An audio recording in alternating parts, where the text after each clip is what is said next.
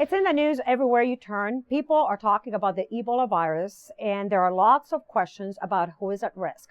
This week, council members were briefed on how the county is preparing. Susan Kennedy joins us with more. Susan?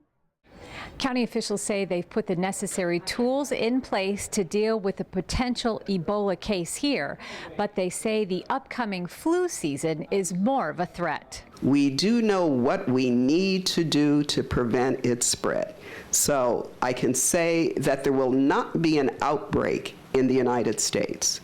We have the infrastructure and we know how it is spread. County Health Officer Dr. Ulder Tillman briefed council members on what preparations are being made for a potential patient infected with the disease. Though officials are confident the risk of an outbreak here is small, they are not being overly confident that it can't happen here. We are preparing ourselves very much to be watchful.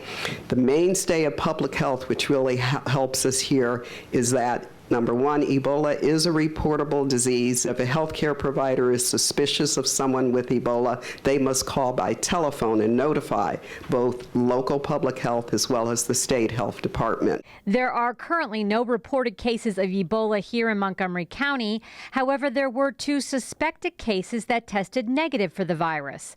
Dr. Tillman stressed that Ebola is not contagious unless the patient is symptomatic, and she assured council members that the county is working proactively across the region to prepare.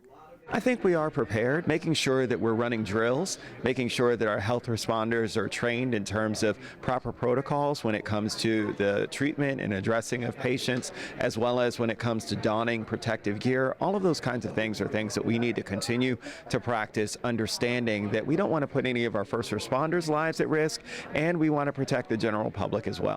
Montgomery County has launched an Ebola preparedness website that you can visit, where you will find other links for extensive information on Ebola.